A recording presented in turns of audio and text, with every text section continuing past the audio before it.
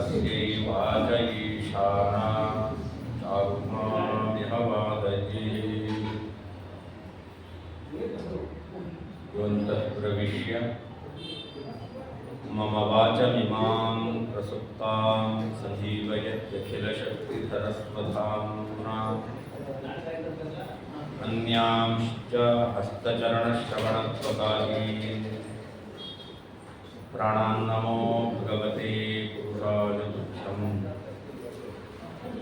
यस्मात् ब्रह्मेन्द्ररुद्रादिदेवतानां श्रेयोऽज ज्ञानस्फूर्तिः सदा तस्मै हरये गुरवे नमः। सर्वमङ्गलमाङ्गल्ये शिवे सर्वार्थसाधिके शरण्ये त्र्यम्बके देवी नारायणि नमोस्तुते। मनोजवं मारुततुल्यवेगं जितेन्द्रियं बुद्धिमतां वरिष्ठं वातात्मजं वानरयूथमुख्यं श्रीरामदूतं शिरसा नमामि। बुद्धिर्बलं यशोधैर्यं निर्भयत्वम् अरोगता अजाड्यं वाक्पटुत्वं च हनुमस्मरणात् भवेत्। लसतु श्रीमदानन्दतीर्थेन्दुर्नो हृदम्बरे यद्वचश्चन्द्रिका स्वान्तसन्तापं विनिकृन्तति।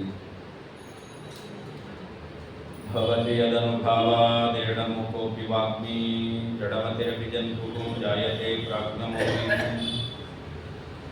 सकलवचनचेतो देवता भारती सा मम वचसि निधत्तां सन्निधिं मानसे च। आपादमौलिपर्यन्तं गुरूणाम् आकृतिं स्मरेत् तेन विघ्नाः प्रणश्यन्ति सिद्ध्यन्ति च मनोरथाः। चित्रैः पदैश्च गम्भीरैर्वाक्यैर्मानैरखण्डितैः गुरुभावं विजयन्ती भाग्यश्री जयतीर्थवा। प्रत्यकल्पितकल्पोऽयं प्रत्यर्थिगजकेसरी व्यासतीर्थगुरुर्भूजा अस्मदिष्टार्थसिद्धये।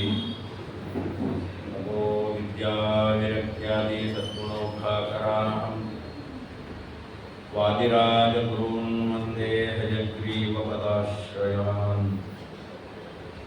गुरुवादिध्वान्तरवये वैष्णवेन्दीवरेन्दरे श्रीराघवेन्द्रगुरवे नमोऽत्यन्तदयालवे।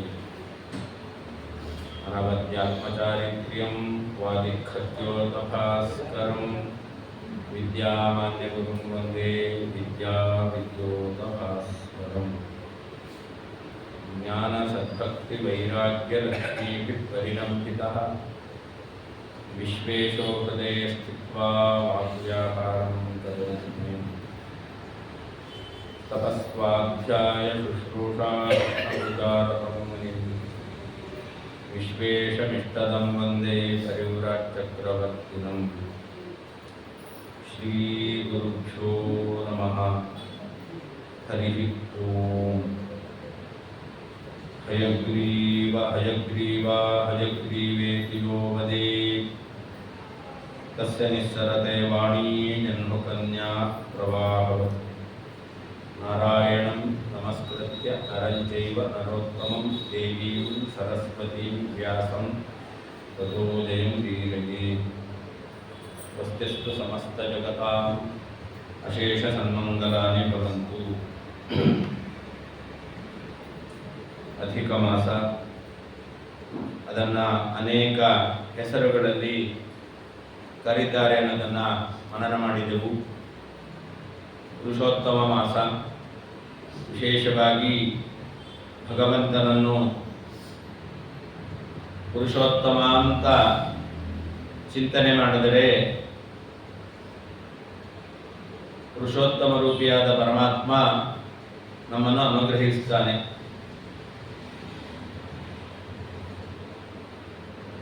ಅಧಿಕ ಮಾಸದಲ್ಲಿ ನಿನ್ನೆ ದಿವಸ ನಾವು ಮನನ ಮಾಡಿದೆವು.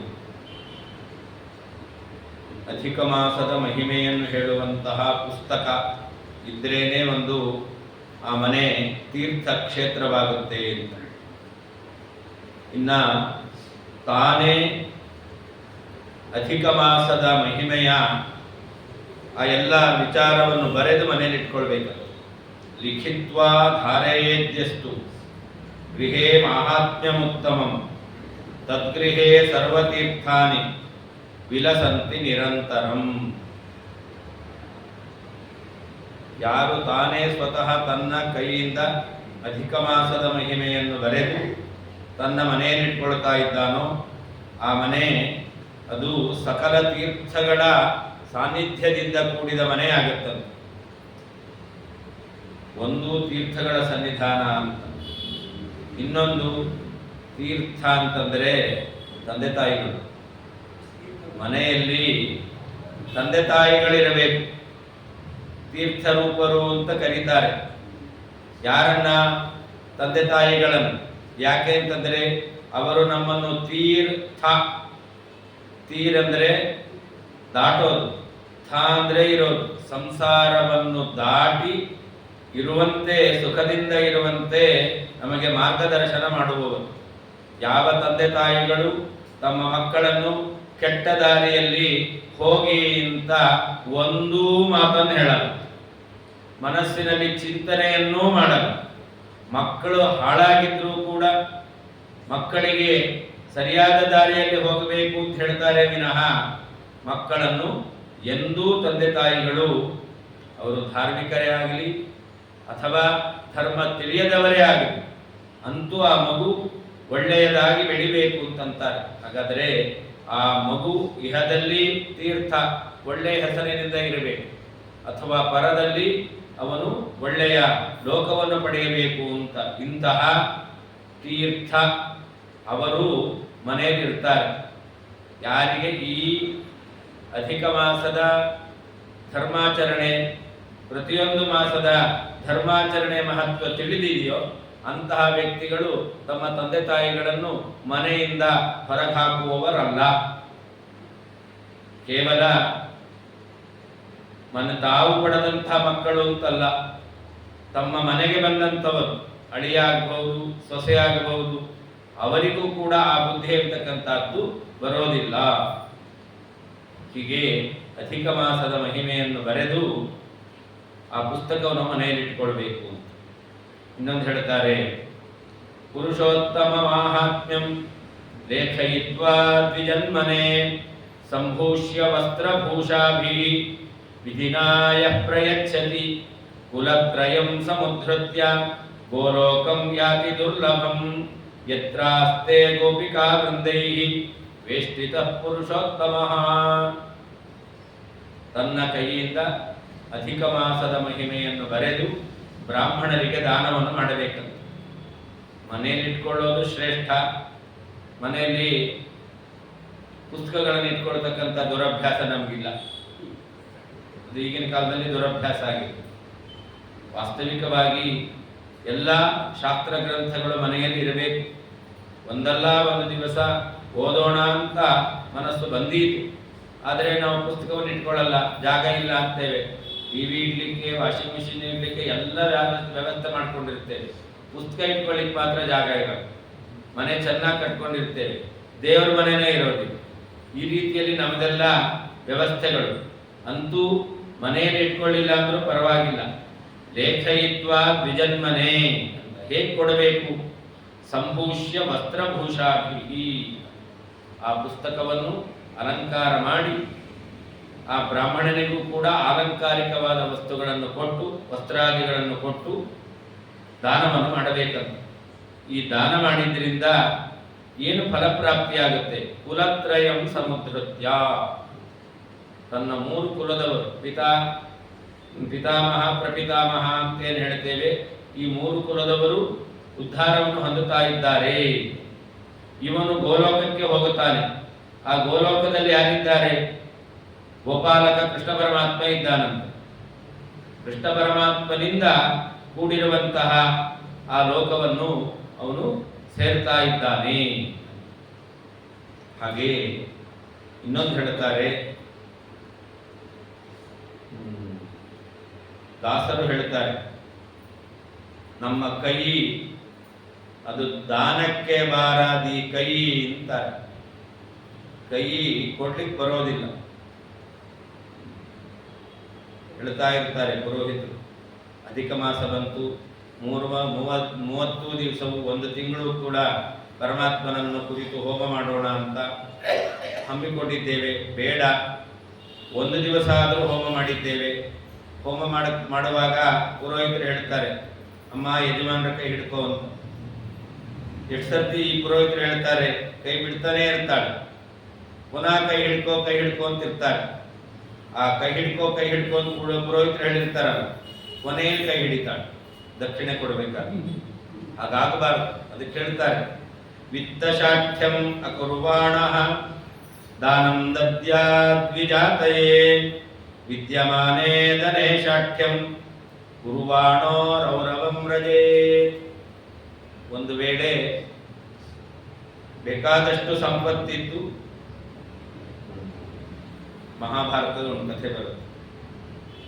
ಕೆಲವರು ದೇಹತಃ ಚೆನ್ನಾಗೇ ಇರ್ತಾರೆ, ಅವ್ರ ಕೈ ಮಾತ್ರ ಸಣ್ಣದಿರುತ್ತೆ. ಅದ್ಯಾಕೆ ಹಾಗೆ? ದೇಹ ಎಲ್ಲ ಚೆನ್ನಾಗಿದೆ, ಬೆರಳುಗಳು ಸಣ್ಣಗಿರೋದು, ಕೈ ಸಣ್ಣಗಿರೋದು, ಈ ರೀತಿಯಲ್ಲಿ ಇರುತ್ತೆ. ಯಾಕೆ ಅಂದರೆ ಮಹಾಭಾರತ ಹೇಳುತ್ತೆ, ಒಂದೋ ತಮಗೆ ಕೊಡುವಂತ ಶಕ್ತಿ ಇದ್ರೂ ಕೊಡಲ್ಲ, ಆದ್ರಿಂದ ಕೈ ಸಣ್ಣದಾಗುತ್ತೆ. ಕೊಡ್ಲಿಲ್ಲಲ್ಲ, ಹಿಡಿದಿರ್ತಾರಲ್ಲ, ಆದ್ರಿಂದ ಕೈ ಕೂಡ ಸಣ್ಣದಾಗಿರುತ್ತೆ. ಅಥವಾ ಕೆಲವರು ಇರ್ತಾರೆ, ತಾವು ಕೊಡಲ್ಲ ಅಲ್ಲ, ಉಳಿದವ್ರಿಗೂ ಕೊಡ್ಲಿಕ್ಕೆ ಬಿಡಲ್ಲ. ಅಂದ ಕೊಡುವವರಿಗೆ ಕೊಡ್ಲಿಕ್ಕೆ ಅವಕಾಶವನ್ನು ಮಾಡಿ ಕೊಡ್ಲಿಲ್ಲ, ಅವರನ್ನು ತಡೆದಿದ್ದಾರೆ ಅಂದ್ರೂ ಕೈ ಸಣ್ಣದಾಗುತ್ತೆ. ಆದರೆ ನಮ್ಮ ಕೈ ಸಣ್ಣದಾಗಬಾರ್ದು. ಅಷ್ಟೇ ಅಲ್ಲ, ಆ ಕೈ ಸಣ್ಣದಾಗಿದ್ಯಾಕೆ ಅಂತಂದ್ರೆ ಹಿಂದಿನ ಜನ್ಮದಲ್ಲಿ ಕೊಟ್ಟಿಲ್ಲ ಅಂತ ಈ ಕಥೆ ಕೇಳಿದವರಿಗೆಲ್ಲ ಗೊತ್ತಾಗ್ಲಿ. ನೋಡಿದವರೆಲ್ಲ ಅನ್ಕೋತಾರಲ್ಲ, ಅದಕ್ಕೆ ಕೈ ಯಾವಾಗಲೂ ಕಟ್ಕೊಂಡೇ ಇರಬೇಕಾಗುತ್ತೆ. ಕೈ ತೋರಿಸ್ಲಿಕ್ಕೆ ಇಲ್ಲ, ನಾಚಿಕೆ. ಅವರಿಗೂ ಗೊತ್ತಿದ್ರೆ ನನ್ನ ಕೈ ಸಣ್ಣದಾಗಿದೆ, ನಾನು ದಾನ ಕೊಡದೇ ಇದ್ದದ್ರಿಂದಲೇನೆ ನನ್ನ ಕೈ ಸಣ್ಣದಾಗಿರೋದು, ದೇಹ ಎಲ್ಲ ಸರಿಯಾಗಿದೆ ಅಂತ ಗೊತ್ತಾಗ್ಬಿಟ್ರೆ ಕೈ ತೋರಿಸ್ಲಿಕ್ಕೆ ನಾಚಿಕೆ ಆಗುತ್ತೆ. ಅದಕ್ಕಿಂತ ಮೊದಲು ನಿನ್ನೆ ಮನನ ಮಾಡಿದೆವು, ಪಾಪಶೇಷೇಣ ಜಾಯಂತಿ. ಮನುಷ್ಯ ಭೂಮಿಯಲ್ಲಿ ಹುಟ್ಟಬೇಕಾದ್ರೆ ಪಾಪಶೇಷದಿಂದಲೇ ಹುಡ್ತಾನೆ ಅಂತ. ಹಾಗಾದ್ರೆ ಅದಕ್ಕಿಂತ ಮೊದಲು ಏನ್ ದುಃಖ ಅನುಭವಿಸಿರ್ತಾನೆ? ವಿತ್ತಶಾಠ್ಯಂ ಕುರ್ವಾಣ ರೌರವಂ ರಜೇ. ರುರು ಅಂತೂ ಒಂದು ಪ್ರಾಣಿ, ನಮಗೆ ಸೊಳ್ಳೆ ಕಚ್ಚಿಸ್ಕೊಂಡ್ರೆ ಆಗಲ್ಲ ನಮಗೆ. ರುರು ಎಂಬತಕ್ಕಂತಹ ಒಂದು ಪ್ರಾಣಿ ಖಚಿತನೇ ಇರುತ್ತದೆ.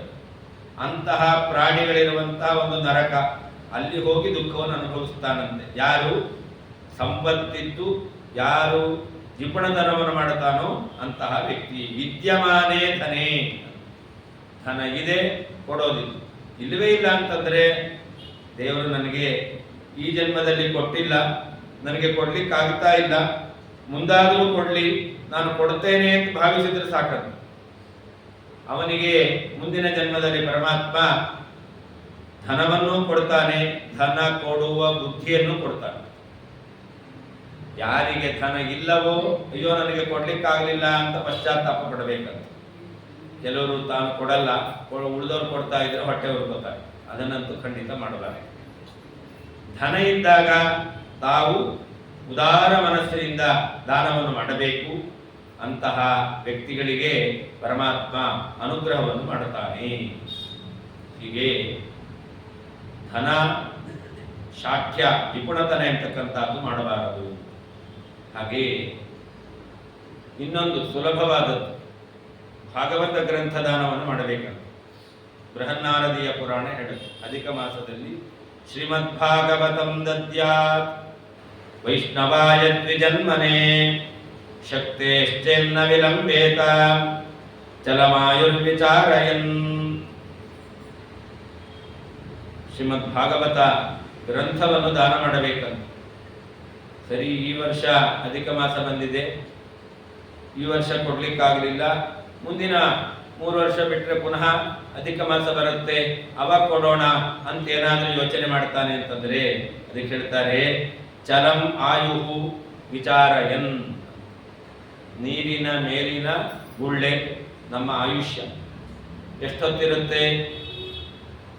ತತ್ಕ್ಷಣದಲ್ಲೇ ಒಡೆದು ಹೋಗುತ್ತೆ. ಹಾಗೆ ಇವತ್ತು ಚೆನ್ನಾಗಿದ್ರು ನಾಳೆ ಇದ್ದಾರೆ ಅಂತ ಹೇಳಲಿಕ್ಕಾಗಲ್ಲ. ಅದಕ್ಕೆ ಹೇಳ್ತಾರೆ ಆಯುಷ್ಯ ಅಷ್ಟು ನಶ್ವರವಾದದ್ದು. ಅದರಿಂದಾಗಿ ನಮಗೆ ಆಯುಷ್ಯ ಇದ್ದಾಗ ನಾವು ಕೊಡಲಿಕ್ಕೆ ಸಮರ್ಥರಾಗಿದ್ದೇವೆ ಅಂತಂದರೆ ಭಾಗವತ ಗ್ರಂಥವನ್ನು ಕೊಡಬೇಕು.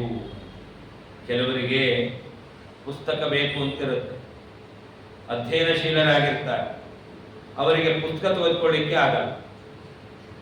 ಅಂಥವರಿಗೆ ನಾವೇ ಹುಡುಕಿಕೊಂಡು ಹೋಗಿ ಅವರಿಗೆ ಪುಸ್ತಕವನ್ನು ಕೊಡಬೇಕಂತ.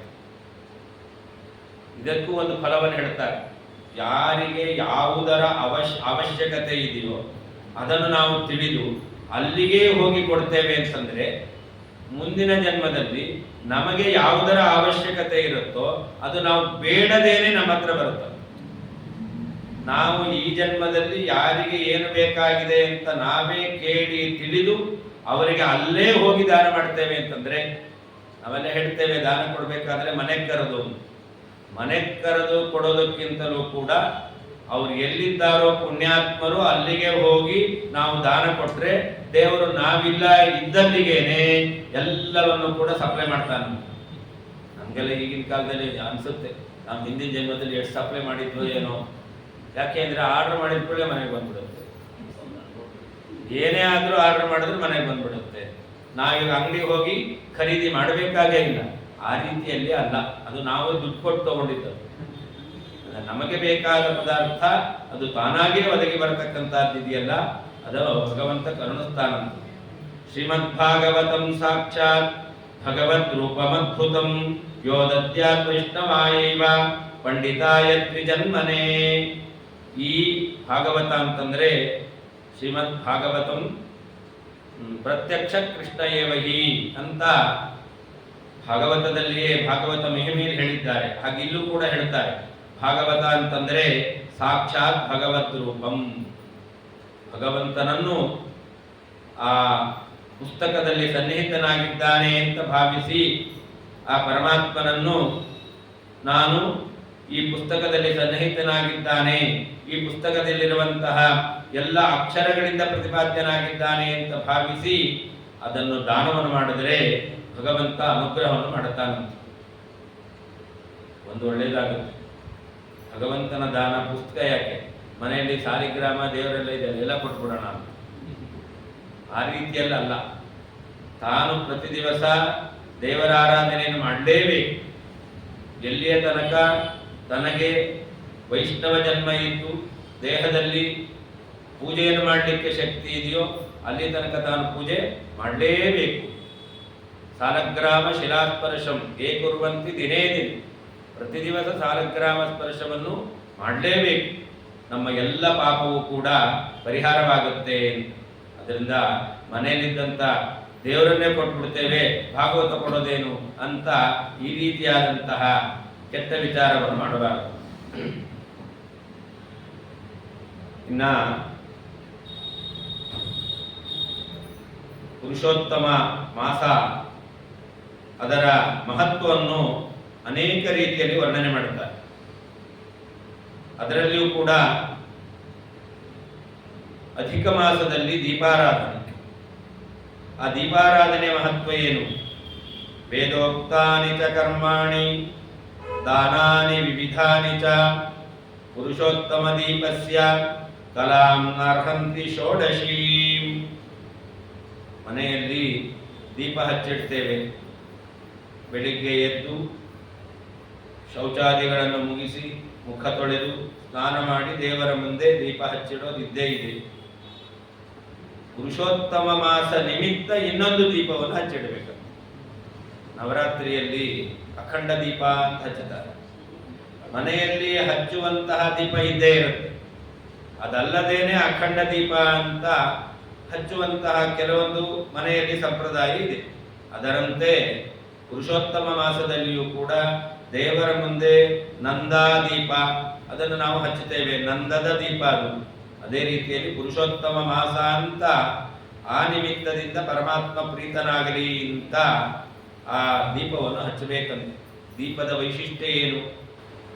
ದೀಪ ಅದು ನಮಗೆ ತೋರುತ್ತೆ. ಕತ್ತಲೆ ಆಯಿತು ಅಂತಲೇ ಬೆಳಕಿರುತ್ತೆ, ಕರೆಂಟ್ ಹೋಯಿತು, ಅವಾಗೇನು ಕಾಣಿಸೋದಿಲ್ಲ. ಒಂದು ಸಣ್ಣ ದೀಪ ಇದೆ ಅಂತಂದ್ರೆ ನಮಗೆ ಧೈರ್ಯ, ಬೆಳಕಿದೆ ಅಂತ. ಬೆಳಕಿಲ್ಲ ಅಂದ್ರೆ ನಮಗೆ ಭಯ. ಹಾಗೆಯೇ ಮನುಷ್ಯನಿಗೆ ಭಯ ಯಾವಾಗ? ಅಜ್ಞಾನ ಇದೆ ಅಂದ್ರೆ ಭಯ. ಜ್ಞಾನ ಇದೆ ಅಂತಂದ್ರೆ ಧೀರಸ್ತತ್ರನ ಮುಖ್ಯತಿ. ಧೀರ ಅಂದ್ರೆ ಜ್ಞಾನಿ ಅಂತ. ಆ ಜ್ಞಾನಿಯಾದವನಿಗೆ ಯಾವ ಭಯವೂ ಇಲ್ಲ. ಹಾಗಾದರೆ ಅಜ್ಞಾನಿಯಾದವನಿಗೆ ಭಯ, ಕತ್ತಲೆಯಲ್ಲಿ ಇದ್ದಾಗ ಭಯ ಇದ್ದಂತೆ ಅಜ್ಞಾನದಿಂದ ಭಯ, ಬೆಳಕಿದ್ದಾಗ ಭಯ ಇಲ್ಲದಂತೆ ಜ್ಞಾನ ಇದ್ರೆ ನಮಗೆ ಭಯ ಇಲ್ಲ. ಯಾವುದರ ಭಯ ಇಲ್ಲ?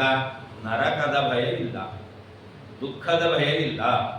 ಆ ಜ್ಞಾನ ಎಂತಕ್ಕಂಥದ್ದು, ಆ ಜ್ಞಾನಕ್ಕೆ ಪ್ರತೀಕವಾಗಿರ್ತಕ್ಕಂಥದ್ದು ದೀಪ ಎಂತಕ್ಕಂಥದ್ದು. ಅದರಿಂದ ವೇದೋಕ್ತ ಕರ್ಮಗಳನ್ನೆಲ್ಲ ಮಾಡಬಹುದು, ಅದೆಲ್ಲ ಒಂದು ಕಡೆ. ಆಮೇಲೆ ದಾನಾದಿ ಅನೇಕ ವಿಧವಾದ ದಾನಗಳನ್ನು ಮಾಡಿರಬಹುದು. ಆದರೆ ಪುರುಷೋತ್ತಮ ದೀಪಸ್ಯ, ಪುರುಷೋತ್ತಮ ರೂಪಿಯಾದ ಪರಮಾತ್ಮನಿಗೆ ನಾವು ದೀಪವನ್ನು ಬೆಳಗುತ್ತೇವೆ ಅಂತಂದ್ರೆ ಕಲಾಂನಾರ್ಹಂತಿ ಷೋಡಶಿ.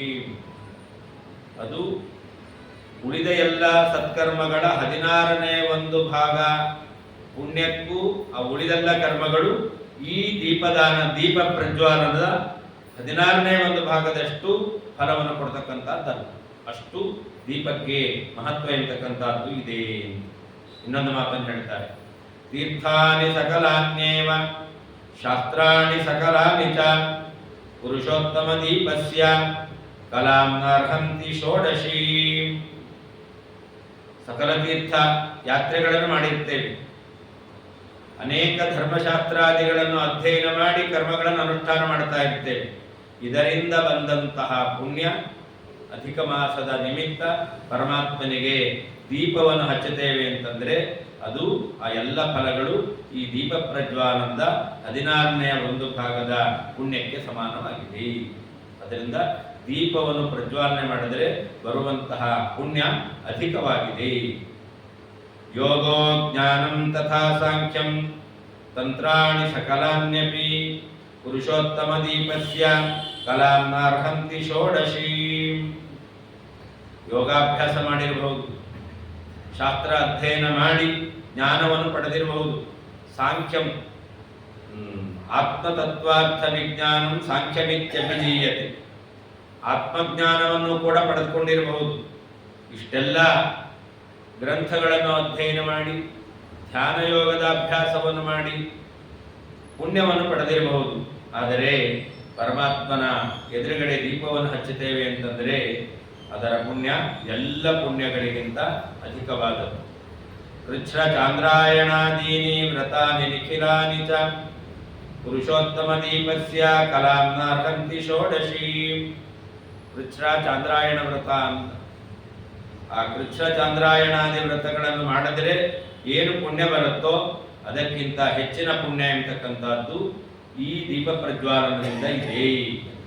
ಇನ್ನೂ ಒಂದು ಮಾತು ಹೇಳ್ತಾರೆ, ಗಯಾಶ್ರಾದ್ದಂ ಗೋಮತಿ ತಟ ಸೇವನಂ.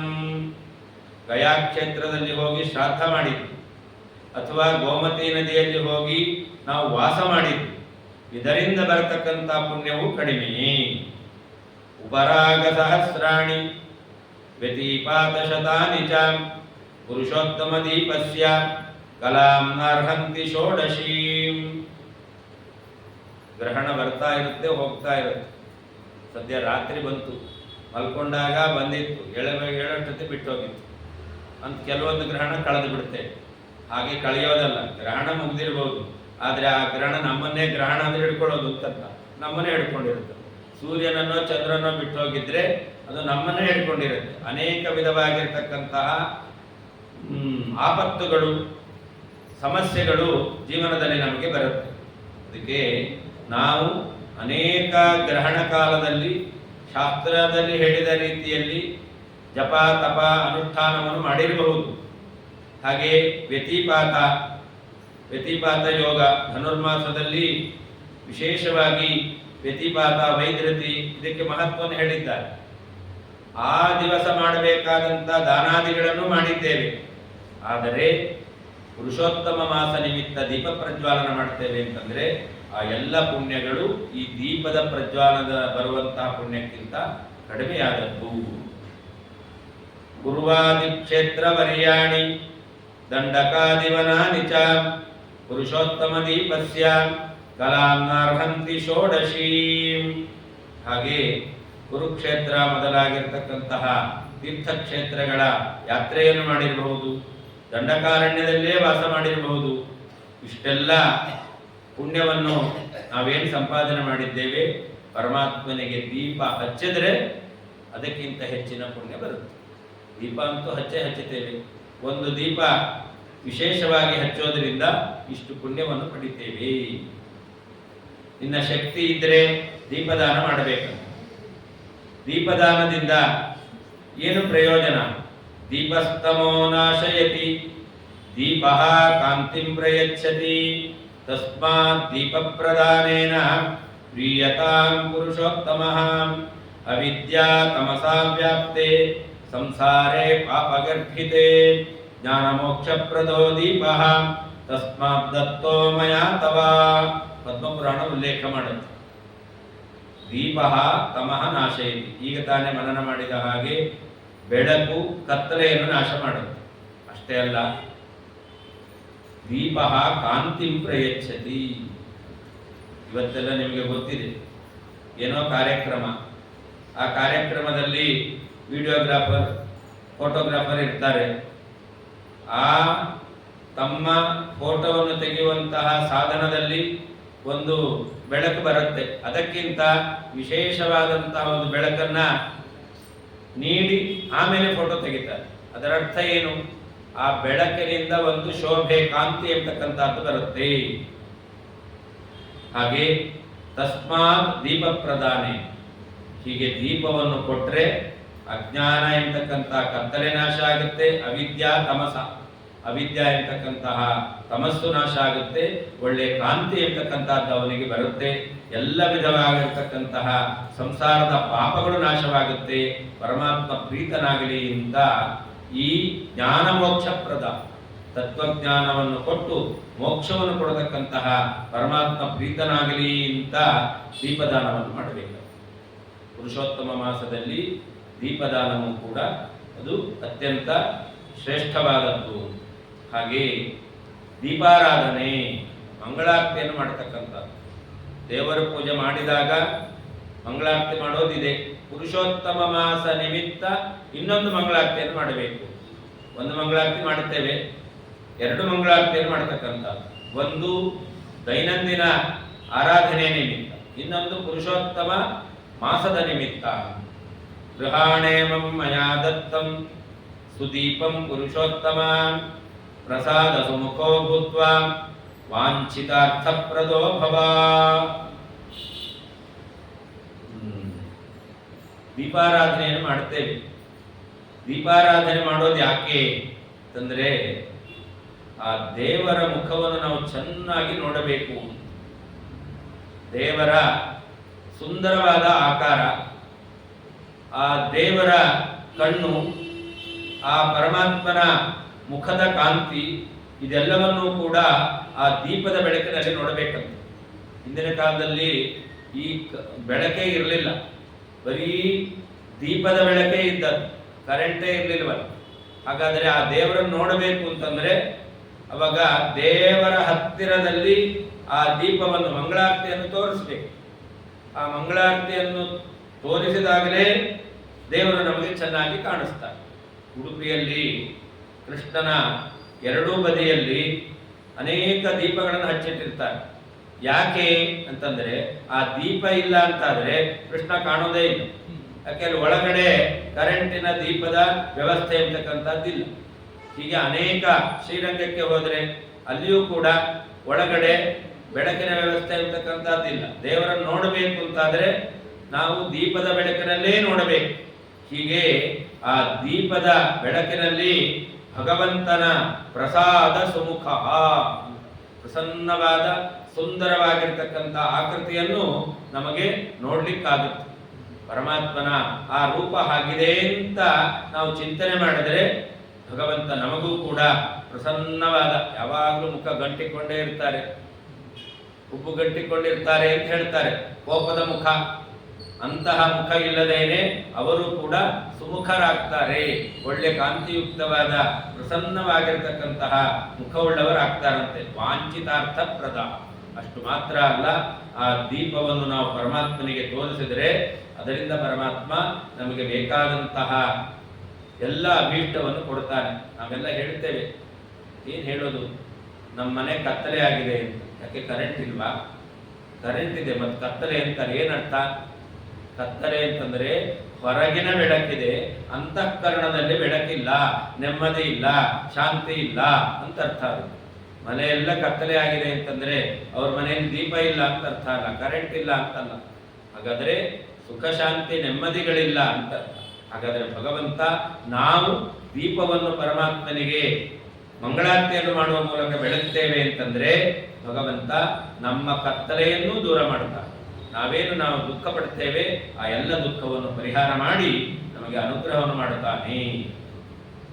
ಇನ್ನೊಂದು, ಖರ್ಚಿಲ್ಲದಂತಹ ಒಂದು ಪುರುಷೋತ್ತಮ ಮಾಸದಲ್ಲಿ ಮಾಡಬೇಕಾದ ವ್ರತ. ಏನದು? ಮೌನ ವ್ರತ. ಎಷ್ಟು ಸುಲಭ ಅಲ್ವಾ?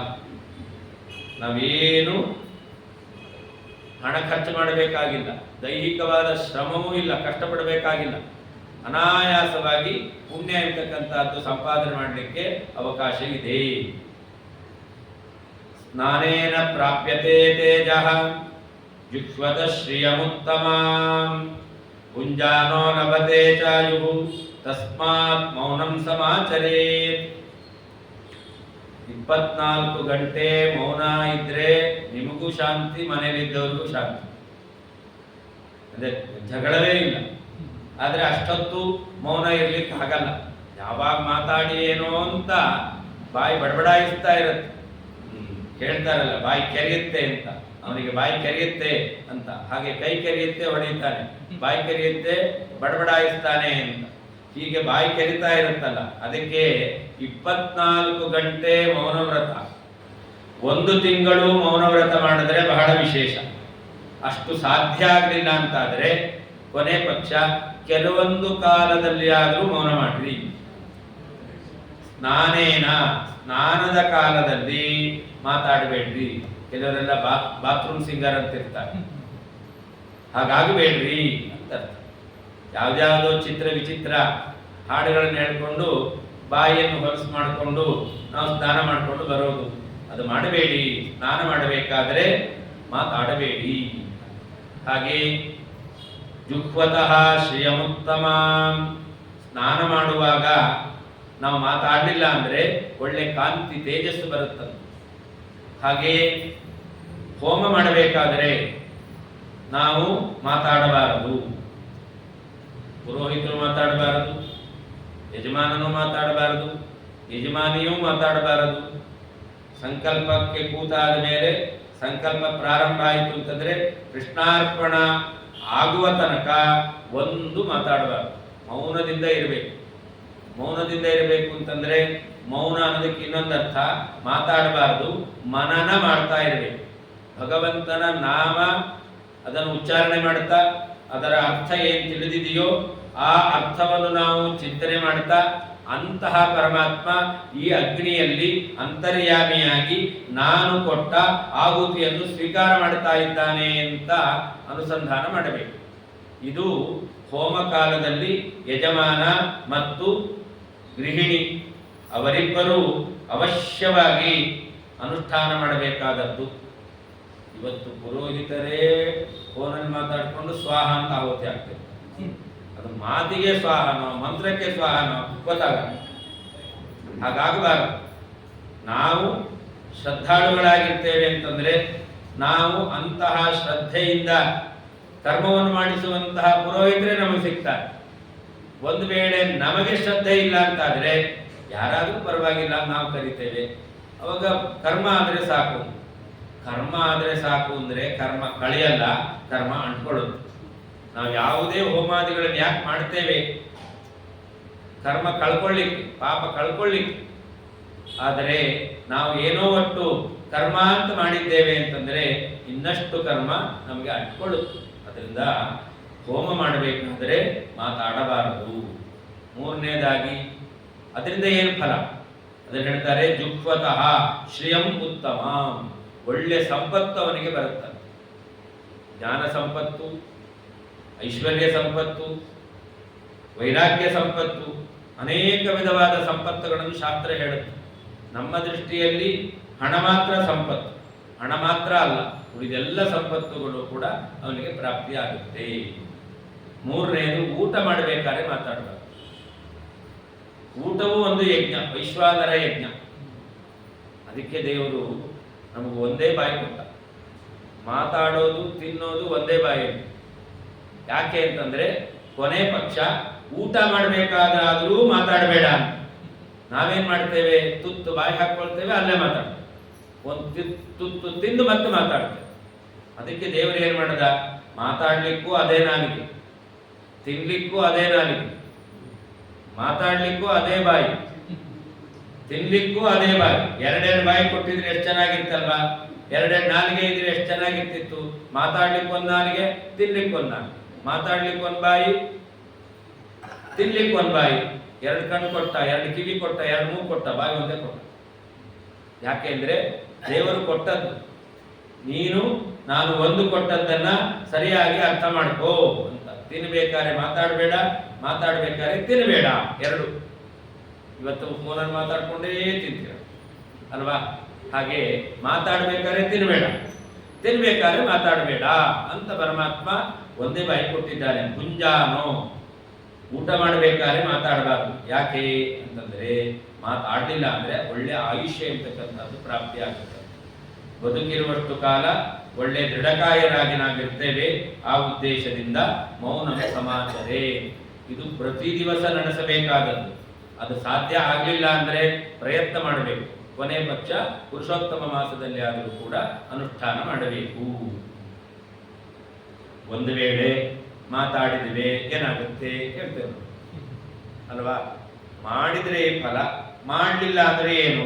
ಅದಕ್ಕೆ ಹೇಳ್ತಾರೆ, ಸ್ನಾನೇನ ವರುಣಸ್ತೇಜ ಜುಗ್ವತೋಗ್ನಿಶ್ರಿಯಂ ಹರೇತ್ ಕುಂಜಾನೋ ಮೃತ್ಯುರಾಯುಷ್ಯಂ ತಸ್ಮಾನ್ ಮೌನಂ ಸಮಾಚರೇತ್. ಸ್ನಾನ ಮಾಡಬೇಕಾದ್ರೆ ಮಾತಾಡಿದ್ರೆ, ಸ್ನಾನ ನೀರಿಂದ ಮಾಡೋದು. ನೀರಿಗೆ ಅಭಿಮಾನಿಯಾದ ದೇವತೆ ವರುಣ. ವರುಣನೇ ನಮಗೆ ತೇಜಸ್ಸನ್ನು ಕೊಡುವವನು. ಒಂದು ವೇಳೆ ನಾವು ಸ್ನಾನ ಮಾಡುವಾಗ ಮಾತಾಡಿದ್ರೆ ಆ ನೀರಿಗೆ ಅಭಿಮಾನಿಯಾಗಿರ್ತಕ್ಕಂಥ ವರುಣ ಅವನು ತೇಜಸ್ಸನ್ನು ಅಪಹಾರ ಮಾಡ್ತಾನೆ. ತೇಜಸ್ಸನ್ನು ಕೊಡುವವನು ಅವನು, ಅಪಹಾರ ಮಾಡುವವನು ಅವನು. ಒಂದು ವೇಳೆ ನಾವು ಮಾತಾಡಿದ್ದೆವು ಅಂತಂದ್ರೆ ಇರುವ ತೇಜಸ್ಸು ಕೂಡ ಇಲ್ಲ ಅಂತ ಆಗುತ್ತೆ. ಹಾಗೆ ಊಟ ಮಾಡುವಾಗ ಮಾತಾಡಿದ್ರೆ ಅಗ್ನಿ ಅಲ್ಲ, ಹೋಮ ಮಾಡುವಾಗ ಮಾತಾಡಿದ್ರೆ ಅಗ್ನಿ ಅವನು ಸಂಪತ್ತನ್ನು ಅಪಹಾರ ಮಾಡ್ತಾನೆ. ಅಗ್ನಿ ಅಂದ್ರೆ ಅಗ್ನಿಂತರ್ಯಾಮಿ ಪ್ರಾಣಾಂತರ್ಯಾಮಿ ಪರಮಾತ್ಮ. ಅವನು ನಮ್ಮ ಸಂಪತ್ತನ್ನು ಅಪಹಾರ ಮಾಡ್ತಾನೆ. ಊಟ ಮಾಡುವಾಗ ಮಾತಾಡಿದ್ರೆ ಆಗ ಯಮ ನಮ್ಮ ಆಯುಷ್ಯವನ್ನು ಅಪಹಾರ ಮಾಡ್ತಾನೆ. ಈ ಯಮ ಬೇಕಾದ್ರೆ ನಮ್ಮನ್ನು ಕರ್ಕೊಂಡು ಹೋಗ್ಲಿ, ಆಯುಷ್ಯ ಕರ್ಕೊಂಡು ಹೋಗ್ಬಾರ್ದು. ಆಯುಷ್ಯ ಚೆನ್ನಾಗಿರ್ಬೇಕು. ಸಾಧನ ಶರೀರವಿದು, ನೀ ದಯದಿ ಕೊಟ್ಟದ್ದು ಸಾಧಾರಣವಲ್ಲ.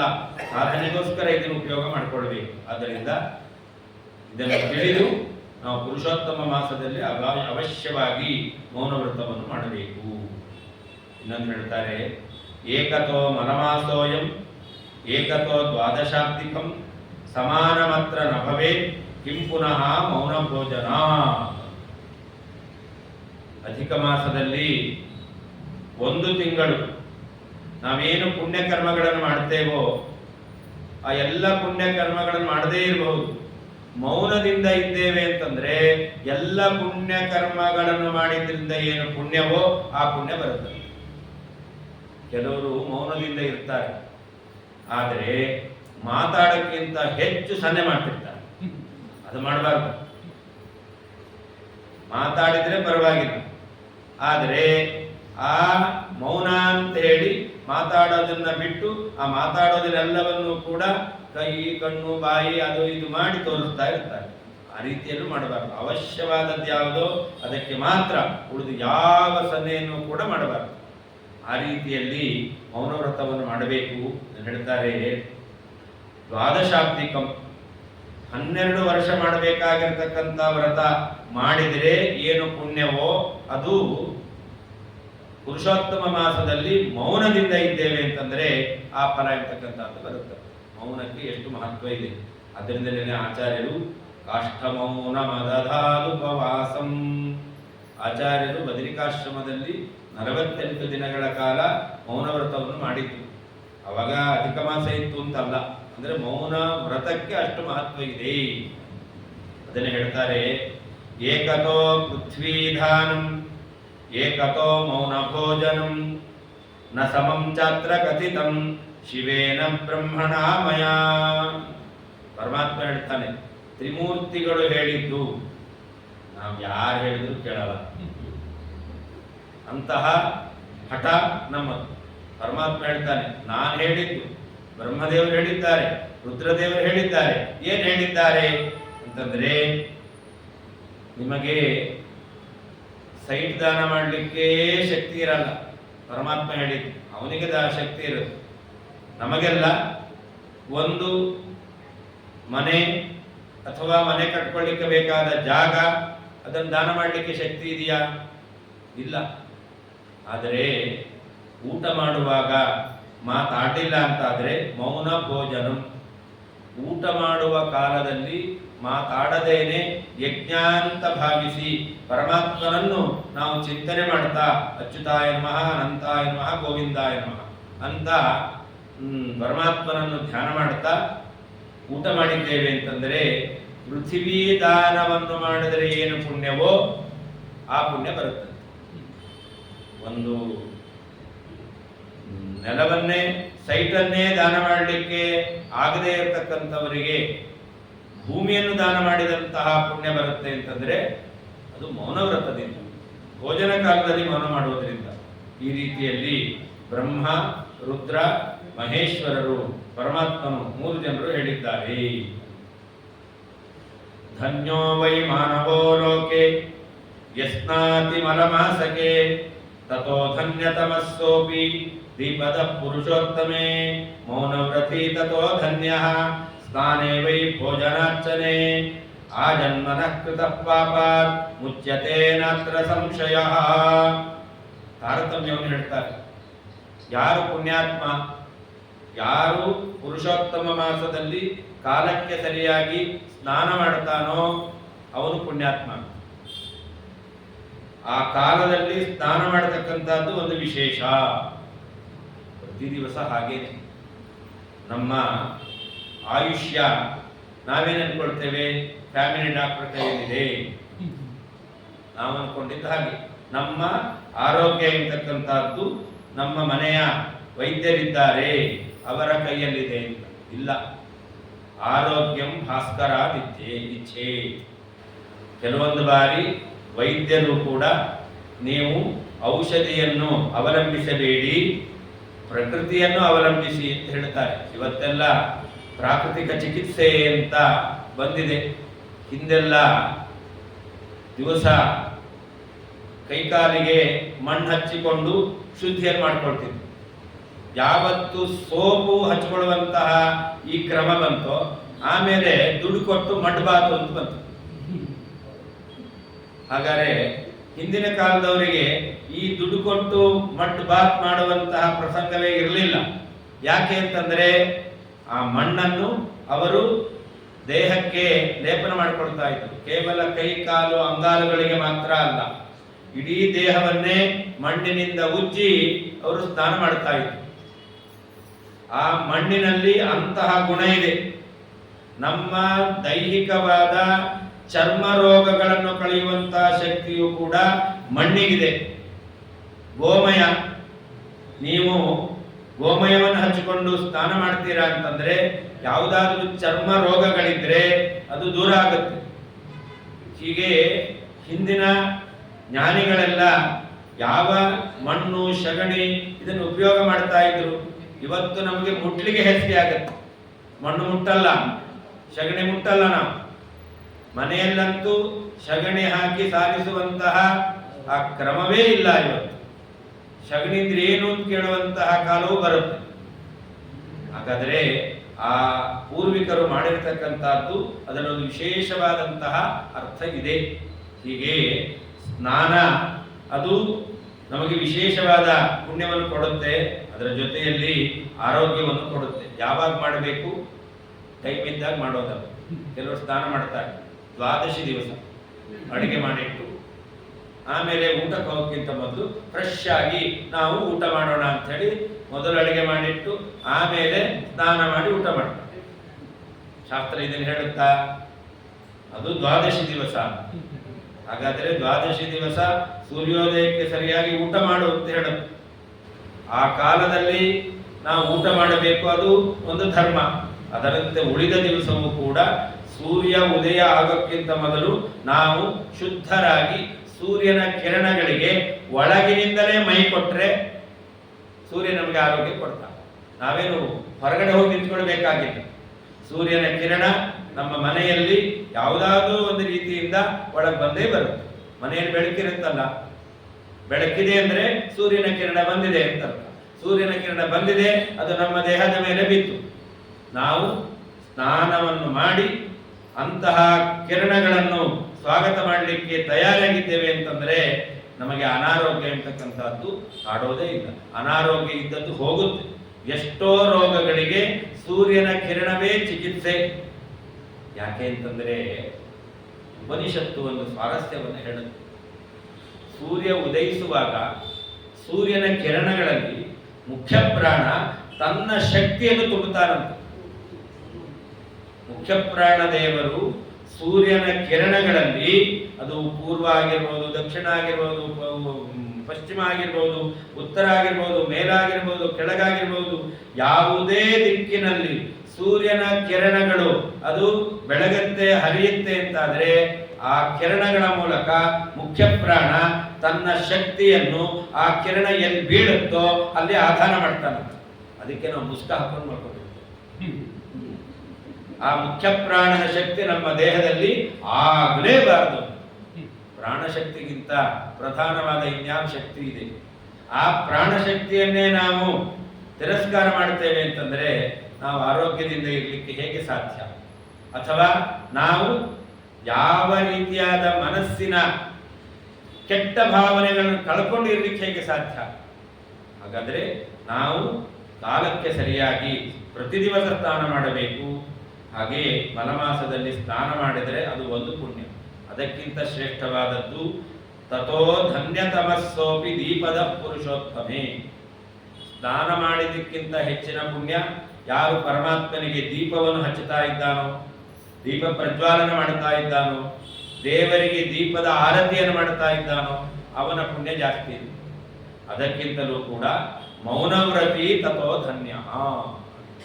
ಯಾರು ಹಿಂದೆ ಹೇಳಿದ ಹಾಗೆ ಯಾವಾಗಲೂ ಮೌನದಿಂದ ಇರ್ತಾನೋ, ಅಥವಾ ವಿಶೇಷ ಸಂದರ್ಭಗಳಲ್ಲಿ ಹಿಂದೆ ತಿಳಿಸಿದ ಹಾಗೆ ಸ್ನಾನ ಮಾಡುವಾಗ, ಯಜ್ಞ ಮಾಡುವಾಗ, ಊಟ ಮಾಡುವಾಗ ಮಾತಾಡದೇ ಇರ್ತಾನೋ ಅಂತಹ ವ್ಯಕ್ತಿ ತಥೋ ಧನ್ಯ. ಅವರಿಗಿಂತಲೂ ಕೂಡ ಅತ್ಯಂತ ಅವನು ಪುಣ್ಯಾತ್ಮನಾಗ್ತಾ ಇದ್ದಾನೆ. ಆ ಜನ್ಮತಃ ಕೃತಾತ್ ಪಾಪಾತ್ ಮುಚ್ಯತೆ ನಾತ್ರ ಸಂಶಯ. ಜನ್ಮಾರಭ್ಯ ಮಾಡಿರುವಂತಹ ಏನೇನು ಪಾಪಗಳಿದೆಯೋ ಅದೆಲ್ಲವನ್ನು ಕೂಡ ಅವನು ಕಳ್ಕೊಳ್ತಾ ಇದ್ದಾನೆ ಎಂಬುದಾಗಿ ಈ ಮೌನ ವ್ರತಕ್ಕೆ ಇಷ್ಟು ಮಹತ್ವವನ್ನು ಹೇಳಿದ್ದಾರೆ.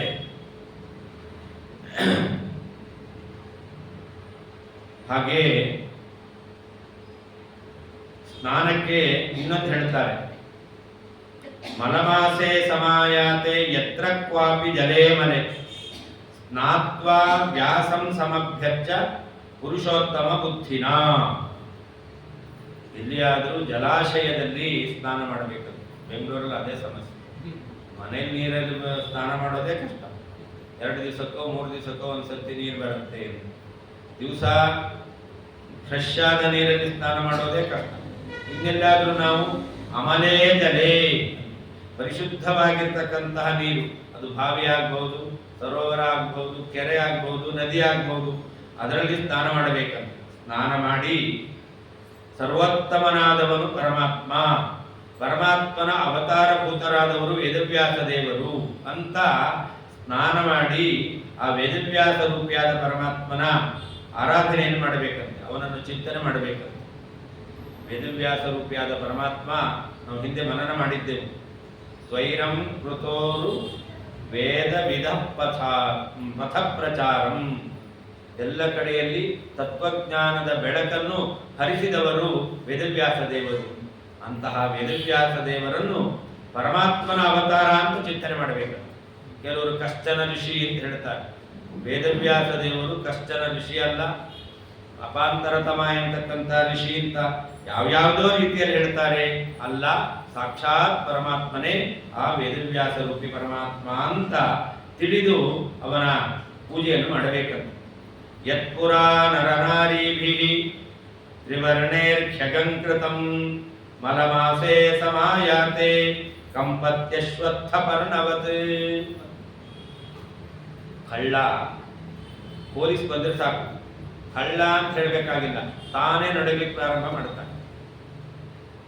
ತರಗತಿಯಲ್ಲಿ ಮಕ್ಕಳು ಗಲಾಟೆ ಮಾಡ್ತಿದ್ರೆ ಉಪಾಧ್ಯಾಯರು ಬಂದ್ರೆ ಗಲಾಟೆ ಮಾಡಿದಂಥ ವ್ಯಕ್ತಿ ನಡಗಲಿಕ್ಕೆ ಪ್ರಾರಂಭ ಮಾಡ್ತಾನೆ. ಎಲ್ಲಾದರೂ ಉಳಿದ ವಿದ್ಯಾರ್ಥಿಗಳು, ನನ್ನ ಮಿತ್ರರು ನನ್ನನ್ನು ಬೆರಳು ಮಾಡಿ ತೋರಿಸ್ತಾರೋ ಏನೋ. ಈಗಂತೂ ತಪ್ಪು ಮಾಡಿದವರಿಗೆ ಕಂಪನ ಎಂತಕ್ಕಂಥದ್ದು ಉಂಟಾಗುತ್ತೆ.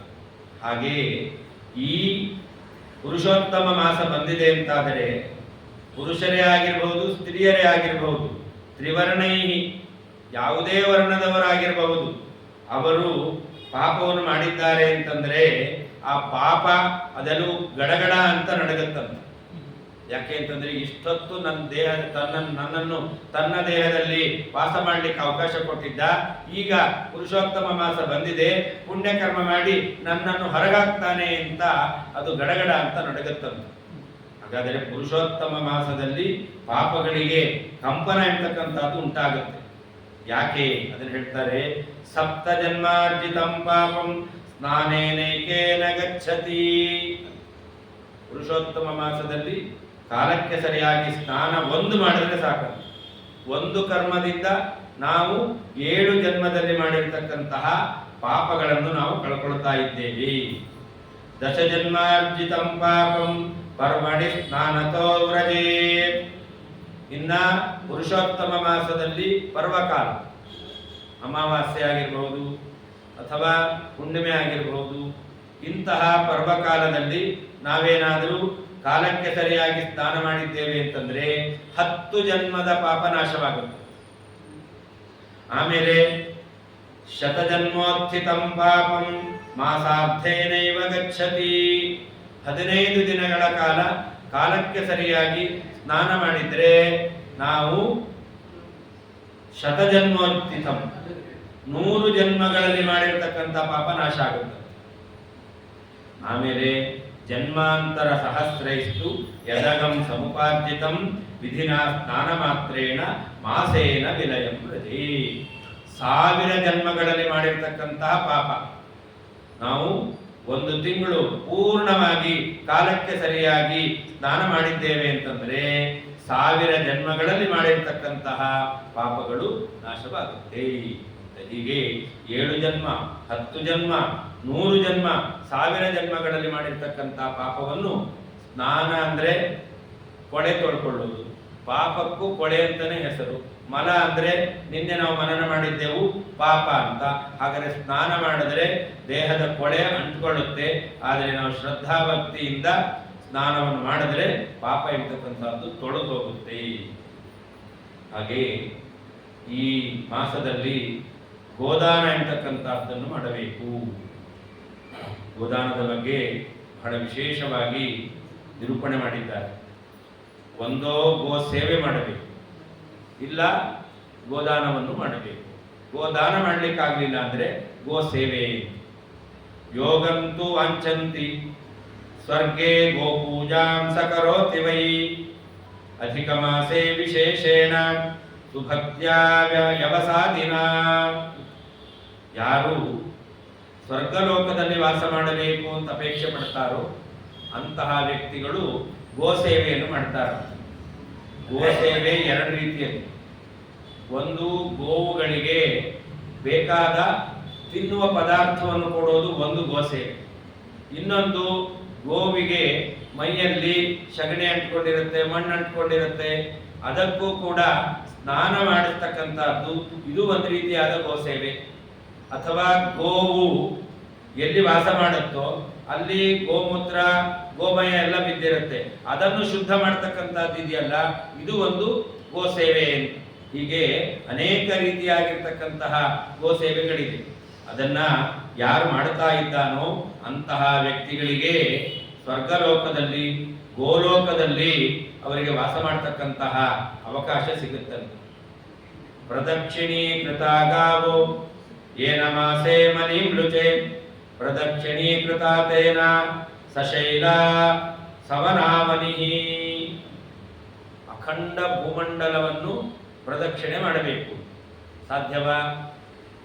ತೀರ್ಥಯಾತ್ರೆಗೆ ಹೋಗ್ತೇವೆ. ಹಿಂದಿನ ಕಾಲದಲ್ಲಿ ತೀರ್ಥಯಾತ್ರೆಯಿಂದ ಪುಣ್ಯ ಬರ್ತಿತ್ತು, ಈಗಿನ ಕಾಲದಲ್ಲಿ ತೀರ್ಥಯಾತ್ರೆಯಿಂದ ಪಾಪ ಬರುತ್ತೆ. ಯಾಕೆ ಅಂತಂದ್ರೆ ತೀರ್ಥಯಾತ್ರೆಯಲ್ಲಿ ನಾವು ಪುಣ್ಯಕರ್ಮ ಮಾಡೋಕ್ಕಿಂತ ಜಾಸ್ತಿ ಪಾಪಕರ್ಮವನ್ನೇ ಮಾಡ್ತೇವೆ. ಹಿಂದೆ ನಡ್ಕೊಂಡು ಹೋಗ್ತಾ ಇತ್ತು, ನಡ್ಕೊಂಡು ಹೋಗಬೇಕಾದ್ರೆ ಶ್ರಮ ಆಗ್ತಿತ್ತಲ್ಲ, ಸಂಕಟ ಬಂದಾಗ ವೆಂಕಟರಮಣ, ಶ್ರಮ ಆದಾಗ್ಲಾದರೂ ಭಗವಂತನನ್ನೇ ನೆಡ್ತಾ ಇತ್ತು. ಇವತ್ತು ನಮ್ಗೆ ಶ್ರಮವೇ ಇಲ್ಲ, ಅನಾಯಾಸವಾಗಿ ಯಾತ್ರೆ ಮಾಡಿ ಬರ್ತೇವೆ. ದೇವರ ನೆನಪು ಯಾವಾಗ ಬರ್ಬೇಕು ನಮ್ಗೆ? ಹಾಗಾದ್ರೆ ದೇವರ ಸ್ಮರಣೆ ಇಲ್ಲದೇನೆ ನಾವು ಯಾತ್ರೆ ಮಾಡಿಕೊಂಡು ಬರ್ತೇವೆ, ಅದರಿಂದ ಏನು ನಮಗೆ ಪುಣ್ಯ ಬರುತ್ತೆ? ಅಲ್ಲಿ ಹೇಳ್ತಾರೆ, ನಾವು ಅಖಂಡ ಭೂಮಂಡಲವನ್ನು ಶ್ರದ್ಧೆಯಿಂದ ಸುತ್ತಿ ಬಂದಿದ್ದೇವೆ. ಭೂ ಪ್ರದಕ್ಷಿಣೆ ಅಂತಂದ್ರೆ ಭೂರೂಪದಲ್ಲಿರ್ತಕ್ಕಂತಹ ಭೂದೇವಿ ಲಕ್ಷ್ಮೀದೇವಿ, ಅವಳಗಿಲ್ಲಿ ನಿಯಾಮಕನಾಗಿರ್ತಕ್ಕಂಥ ಪರಮಾತ್ಮ, ಅವನಿಗೆ ಪ್ರದಕ್ಷಿಣೆ ಬಂದಿದ್ದೇನೆ. ಅವೆಲ್ಲ ತೀರ್ಥ ಕ್ಷೇತ್ರ ಯಾತ್ರೆ ಅಂತ. ಕ್ಷೇತ್ರ ಅಂತ ಯಾಕೆ ಕರೀತಾರೆ? ಪರಮಾತ್ಮನ ಸನ್ನಿಧಾನ ಇರೋದು ಕ್ಷೇತ್ರ. ಯಾರ ಮನೆಯಲ್ಲಿ ಸಾಲಿಗ್ರಾಮ ಇದೆಯೋ ಅವರ ಮನೆಯೇ ಕ್ಷೇತ್ರ. ಅಷ್ಟೇ ಅಲ್ಲ, ಆ ಸಾಲಗ್ರಾಮ ಇರುವಂತಹ ಪರಿಸರ ಅದೆಲ್ಲವೂ ಕೂಡ ಕ್ಷೇತ್ರ ಆಗುತ್ತೆ. ಹಾಗಾದ್ರೆ ಭಗವಂತನ ಸನ್ನಿಧಾನ ಎಂಬತಕ್ಕಂಥದ್ದು ಅದು ಕ್ಷೇತ್ರದ ಮಹತ್ವ. ಹಾಗೆ ತೀರ್ಥ ಅಂತಂದ್ರೆ ಅದು ಎಲ್ಲ ತೀರ್ಥಗಳ ಜನಕ ಪರಮಾತ್ಮ, ಪರಮಾತ್ಮನ ಸನ್ನಿಧಾನ ಇದೆ ಅಂತ. ಹೀಗೆ ತೀರ್ಥ ಕ್ಷೇತ್ರ ಯಾತ್ರೆ ಮಾಡಿ ಬರ್ತೇವೆ ಅಂತಂದ್ರೆ ಅದು ಪಿಕ್ನಿಕ್ ಅಲ್ಲ. ಭಗವಂತನ ಸನ್ನಿಧಾನವನ್ನು ತಿಳಿದು ನಾವು ದೇಹವನ್ನು ದಂಡಿಸಬೇಕು. ಮೈ, ಮನಸ್ಸು, ಮಾತು ಈ ಮೂರರಿಂದ ಯಾತ್ರೆ ಮಾಡಬೇಕು. ಇವತ್ತು ನಾವು ಮೈಗೆ ಶ್ರಮ ಇಲ್ಲ, ಏನು ಯಾತ್ರೆ ಮಾಡಿದ್ದೇವೆ? ಮನಸ್ಸಿನಲ್ಲಿ ಭಗವಂತನ ಚಿಂತನೆ ಇಲ್ಲ, ಏನು ಯಾತ್ರೆ ಮಾಡಿದ್ದೇವೆ? ಮಾತು, ಬಾಯಿ ದೇವರ ನಾಮಸ್ಮರಣೆ ಮಾಡಲ್ಲ, ಏನು ಯಾತ್ರೆ ಮಾಡಿದ್ದೇವೆ? ಹಾಗಾದರೆ ನಿಜವಾದ ಯಾತ್ರೆ ಅಂತಂದ್ರೆ ಮೈ, ಮನಸ್ಸು, ಮಾತು ಈ ತ್ರಿಕರಣಗಳಿಂದ ನಾವು ಯಾತ್ರೆ ಮಾಡಿರಬೇಕು. ಅದು ನಿಜವಾದ ಯಾತ್ರೆ ಆಗೋದು. ನಾವು ಮಾಡುವಂತಹ ಯಾತ್ರೆ ಮುಂದೆ ಮಾಡಬೇಕಾದರೂ ಕೂಡ ಆದಷ್ಟು ನಾವು ಕಡಿಮೆ ಮಾತಾಡ್ತೇವೆ. ಬೇಡದೇ ಇರುವಂತ ಮಾತೆ ಆಡಲ್ಲ. ಕೆಲವೊಂದು ಬಾರಿ ಮಾತಾಡಬೇಕಾಗುತ್ತೆ. ನಾವೇ ಸಂಕಲ್ಪ ಮಾಡ್ಕೊಂಡು ಹೊರಡಬೇಕು. ಮನೆಯಲ್ಲಿ ತೀರ್ಥಯಾತ್ರೆ ಮುಗಿಸಿ ಮನೆಗೆ ಬಂದು ನಾವೇನು ಬದರಿ ಸಮಾರಾಧನೆ, ಕಾಶಿ ಸಮಾರಾಧನೆ ಮಾಡುತ್ತೇವೆ, ಅಲ್ಲಿ ತನಕವೂ ಕೂಡ ಈ ನಿಯಮವನ್ನು ಪರಿಪಾಲನೆ ಮಾಡುತ್ತೇನೆ ಅಂತ ನಾವು ಆ ಯಾತ್ರೆಯನ್ನು ಮಾಡಬೇಕು. ಈ ರೀತಿಯಲ್ಲಿ ಯಾತ್ರೆ ಮಾಡಿದರೆ ಅದು ಪುಣ್ಯ. ಭೀಷ್ಮಾಚಾರ್ಯ ಹೇಳ್ತಾರೆ ಧರ್ಮರಾಜನಿಗೆ, ನೀನು ಪಿಕ್ನಿಕ್ ರೂಪದಲ್ಲಿ ತೀರ್ಥಯಾತ್ರೆ, ಕ್ಷೇತ್ರ ಯಾತ್ರೆ ಅಂತ ಮಾಡ್ತೀಯ ಅಂತಂದ್ರೆ ತೆಪ್ಪಗೆ ಮನೆಯಲ್ಲಿ ಇರುತ್ತಾರೆ. ಯಾಕೆ ಅಂತಂದ್ರೆ ನೀನು ಮನೆಯಲ್ಲಿ ಎಷ್ಟು ಧರ್ಮಾಚರಣೆಯನ್ನು ಮಾಡುತ್ತೆಯೋ ಅಷ್ಟನ್ನು ತೀರ್ಥಯಾತ್ರೆಯಲ್ಲಿ ಮಾಡಲ್ಲ ಅಂತಾದ್ರೆ ಮತ್ತ್ಯಾಕೆ ತೀರ್ಥಯಾತ್ರೆ ಮಾಡಬೇಕು? ಅದಕ್ಕಿಂತ ಹೆಚ್ಚಿನ ಪುಣ್ಯಕರ್ಮವನ್ನು ಮನೆಯಲ್ಲಿ ಮಾಡ್ತೀಯ, ಮನೆಯಲ್ಲೇ ಇರುತ್ತ. ಹಾಗಾದ್ರೆ ನಾವು ತೀರ್ಥಯಾತ್ರೆಗೆ ಹೋಗ್ತೇವೆ ಅಂತಂದ್ರೆ ಹೆಚ್ಚಿನ ಪುಣ್ಯಕರ್ಮವನ್ನು ಮಾಡೋದಾದ್ರೆ ನಾವು ಹೋಗಬೇಕು. ಇಲ್ಲ ಅಂದ್ರೆ ತೀರ್ಥಯಾತ್ರೆಗೆ ಹೋದರೂ ಕೂಡ ಪ್ರಯೋಜನ ಇಲ್ಲ. ಹೀಗೆ ನಾವು ತೀರ್ಥಯಾತ್ರೆಯಿಂದ ವಿಶೇಷವಾದ ಪುಣ್ಯವನ್ನು ಪಡಿತೇವೆ. ಈ ವರ್ಷ ಚಾತುರ್ಮಾಸ್ಯ ಮುಗಿದು ಪಿತೃಪಕ್ಷ ಬಂದಾಗ ಪೇಜಾವರ ಸ್ವಾಮಿಗಳು, ಕಲಿಮಾನ ಸ್ವಾಮಿಗಳು ಇವರೆಲ್ಲ ವೃಂದಾವನದಲ್ಲಿ ಪರಿಕ್ರಮ ಅಂತ ಇಟ್ಕೊಂಡಿದ್ದಾರೆ. 21 ಮೈಲು ಆ ಗೋವರ್ಧನ ಪರ್ವತ, ಅದರ ಪರಿಕ್ರಮ. ಅವರ ಜೊತೆಯಲ್ಲಿ ಹೋಗಬೇಕು. ಪಾತ್ರರ ಸಂಗಡ ಯಾತ್ರೆಯ ಮಾಡುತ್ತಾ ಅಂತ. ಹಾಗಾದರೆ ಅಂಥವರ ಜೊತೆಯಲ್ಲಿ ಹೋದರೆ ಆ ಪರಿಕ್ರಮ ನಾವು ನಡೀತಾ ಇರಬೇಕಾದ್ರೂ ಕೂಡ ಅವರ ಬಾಯಿಂದ ಅನೇಕ ಭಗವಂತನ ಮಹಿಮೆಗಳನ್ನು ಅವರು ನಿರೂಪಣೆ ಮಾಡ್ತಾ ಜೊತೆಯಲ್ಲಿ ಕರ್ಕೊಂಡು ಹೋಗ್ತಾರೆ. ಇದೊಂದು ಅವಕಾಶ ಈ ವರ್ಷ ಇದೆ, ಉಪಯೋಗ ಮಾಡ್ಕೊಳ್ಳೋರು ಮಾಡ್ಕೊಳ್ಬಹುದು. ಅಂತೂ ಯಾತ್ರೆ ಮಾಡೋದಾದ್ರೆ ಹೇಗೆ ಮಾಡಬೇಕು? ಈ ರೀತಿಯಲ್ಲಿ ಯಾತ್ರೆ ಮಾಡಬೇಕು. ಇಂತಹ ಯಾತ್ರೆಯ ಪುಣ್ಯ ಬರುತ್ತಂತೆ. ಯಾವುದರಿಂದ ಬರುತ್ತೆ ಅದನ್ನು ಹೇಳ್ತಾರೆ. ಪ್ರದಕ್ಷಿಣೀಕೃತ ಗಾವಃ. ಯಾರು ಗೋವುಗಳಿಗೆ ಪ್ರದಕ್ಷಿಣೆಯನ್ನು ಬಂದಿದ್ದಾರೋ ಅವರು ಕ್ರಮ ವಿಧಿವತ್ತಾಗಿ ಶಾಸ್ತ್ರದಲ್ಲಿ ಹೇಳಿದ ಕ್ರಮದಿಂದ ಯಾತ್ರೆಯನ್ನು ಮಾಡಿದರೆ ಸಮಗ್ರ ಭೂಮಂಡಲವನ್ನು, ಅದು ಹೇಳ್ತಾರೆ, ಸಶೈಲ ಸವನ ಅವನಿ, ಪರ್ವತ ಕಾಡುಗಳಿಂದ ಕೂಡಿದ ಭೂಮಿಯನ್ನು ನಾವು ಪ್ರದಕ್ಷಿಣೆ ಬಂದರೆ, ಶಾಸ್ತ್ರದಲ್ಲಿ ಹೇಳಿದ ರೀತಿಯಲ್ಲಿ ಯಾತ್ರೆ ಮಾಡಿದರೆ ಏನು ಪುಣ್ಯವೋ, ಗೋವಿಗೆ ಪ್ರದಕ್ಷಿಣೆ ಬಂದರೆ ಅಷ್ಟು ಪುಣ್ಯ ಎಂತಕ್ಕಂಥದ್ದು ಬರುತ್ತೆ. ಪೃಷ್ಟಾಶ್ಚ ಗಾವಃ ಶಮಯಂತಿ ಪಾಪಂ, ದತ್ತಾಶ್ಚ ಗಾವಃ ತ್ರಿದಿವಂ ನಯಂತಿ, ಸಂರಕ್ಷಿತಾಶ್ಚ ಉಪನಯಂತಿ ವಿತ್ತಂ, ಗೋಭಿರ್ನ ತುಲ್ಯಂ ಧನಮಸ್ತಿ ಕಿಂಚಿತ್. ಹಿಂದಿನ ಕಾಲದಲ್ಲಿ ಸಂಪತ್ತು ಅಂತಂದ್ರೆ ಬ್ಯಾಂಕ್ ಬ್ಯಾಲೆನ್ಸ್ ಅಲ್ವೇ ಅಲ್ಲ, ಬ್ಯಾಂಕೇ ಇರಲಿಲ್ಲ. ಹಾಗಾದರೆ ನಿಜವಾದ ಸಂಪತ್ತು ಯಾವುದು? ಗೋ ಸಂಪತ್ತು. ಯಾಕೆ ಅಂತಂದ್ರೆ ಅದನ್ನು ಹೇಳ್ತಾರೆ, ಗೋವಿನ ಸ್ಪರ್ಶ ಮಾಡಿದ್ರೆ ಸಾಕಂತ. ಪೃಷ್ಟಾಶ್ಚ ಗಾವಃ ಶಮಯಂತಿ ಪಾಪಂ. ಗಾವಃ ಹಸುಗಳನ್ನು ಮುಟ್ಟಿದ್ದೇವೆ ಅಂತಂದ್ರೆ ಪಾಪವನ್ನು ಪರಿಹಾರ ಮಾಡ್ತಾವೆ. ಸಕಲ ದೇವತೆಗಳ ಸನ್ನಿಧಾನದಿಂದ ಕೂಡಿರ್ತಕ್ಕಂಥದ್ದು ಗೋವು. ಸಕಲ ದೇವತೆಗಳ ಸನ್ನಿಧಾನ ಇರುವಂತಹ ಗೋವನ್ನು ನಾವು ಮುಟ್ಟಿದ್ದೇವೆ ಅಂದ್ರೆ ಎಲ್ಲ ದೇವತೆಗಳನ್ನು ಏಕಕಾಲದಲ್ಲಿ ಮುಟ್ಟಿದಂತೆ ಆಯಿತು. ಗೋವಿಗೆ ಪ್ರದಕ್ಷಿಣೆ ಬಂದ್ರೆ ಎಲ್ಲ ದೇವತೆಗಳಿಗೆ ಪ್ರದಕ್ಷಿಣೆ ಬಂದಂತೆ ಆಯಿತು. ಅದನ್ನು ಹೇಳ್ತಾರೆ, ಮುಟ್ಟಿದ್ರೆ ಪಾಪ ಪರಿಹಾರ ಆಗುತ್ತೆ. ದತ್ತಾಶ್ಚ ಗಾವಃ ತ್ರಿದಿವಂ ನಯಂತಿ. ಗೋದಾನ ಮಾಡಿದ್ರೆ ಸ್ವರ್ಗಲೋಕ ಪ್ರಾಪ್ತಿ ಆಗುತ್ತೆ. ಮನೆಯಲ್ಲೇ ಗೋ ಸಂರಕ್ಷಣೆ ಮಾಡ್ತಾರೆ ಅಂತಂದ್ರೆ ಸಂರಕ್ಷಿತಾಶ್ಚೋಪನಯಂತಿ ವಿತ್ತಂ. ನಮಗೆ ಬೇಕಾದ ಸಂಪತ್ತನ್ನು ತಂದುಕೊಡ್ತಾರೆ. ಮನೆಯಲ್ಲಿ ಗೋ ಸಂರಕ್ಷಣೆ ಮಾಡ್ತೇವೆ ಅಂತಂದ್ರೆ ಅವರ ಮನೆಯಲ್ಲಿ ಯಾವತ್ತೂ ಸಂಪತ್ತಿಗೆ ಕೊರತೆ ಬರೋದೇ ಇಲ್ಲ. ಅದಕ್ಕೆ ಹೇಳ್ತಾರೆ, ಗೋಭಿರ್ನತುಲ್ಯಂ ಧನಮಸ್ತಿ ಕಿಂಚಿತ್. ಗೋವಿಗೆ ಸಮಾನವಾದಂತಹ ಇನ್ನೊಂದು ಸಂಪತ್ತಿಲ್ಲ. ಹೀಗೆ ಗೋ ಸಂರಕ್ಷಣೆ ಮಾಡಬೇಕು, ಗೋ ಪ್ರದಕ್ಷಿಣೆ ಮಾಡಬೇಕು, ಗೋ ಸೇವೆ ಮಾಡಬೇಕು. ನಮ್ಮ ಕೈಯಲ್ಲಾದಂತಹ ಆಹಾರವನ್ನು ಕೊಟ್ಟು ಅಥವಾ ಗೋ ವಾಸ ಮಾಡುವಂತಹ ಪ್ರದೇಶವನ್ನು ಶುದ್ಧ ಮಾಡಿ ಗೋ ಸೇವೆ ಮಾಡ್ತೇವೆ ಅಂತಂದ್ರೆ ಪುರುಷೋತ್ತಮ ಮಾಸದಲ್ಲಿ ಪುರುಷೋತ್ತಮ ರೂಪಿಯಾದ ಪರಮಾತ್ಮ ಪ್ರೀತನಾಗ್ತಾನೆ ಅಂತ ಹೇಳಿದ್ದಾರೆ. ಶ್ರೀಕೃಷ್ಣ